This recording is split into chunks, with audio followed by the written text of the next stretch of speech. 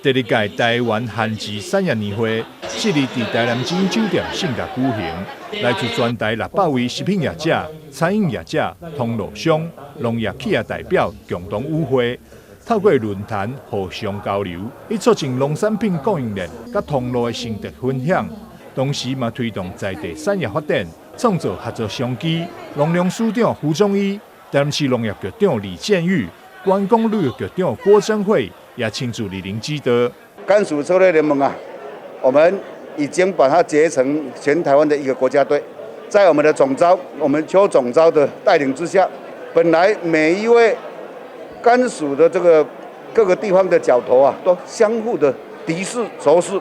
那2年前我们把它们组成之后，变成国家队，从生产、种苗，还有田间管理、农业机械的导入，一直到加工、行销，甚至开拓国际市场，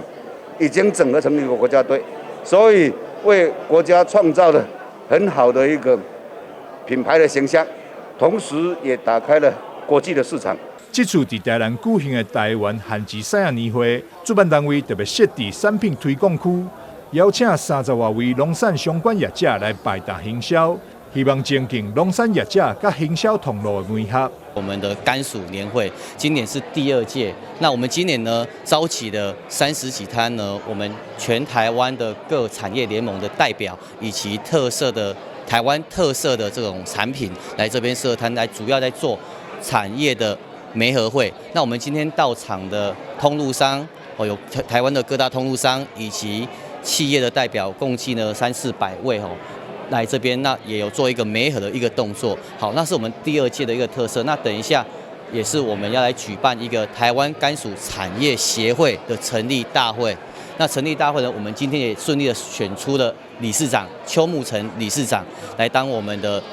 第1届的理事长。旱季联盟在109年11月成立，2年来在农粮署持续辅导下，甲其他产业联盟共同合作，做伙为台湾在地农业共同打拼。以团队的力量，确保国产旱季产业永续发展。展望未来，旱季国家队会当甲世界各国接轨，扩大台湾新鲜农产甲冷冻食品的外销产量。台南新闻张硕维采访报道。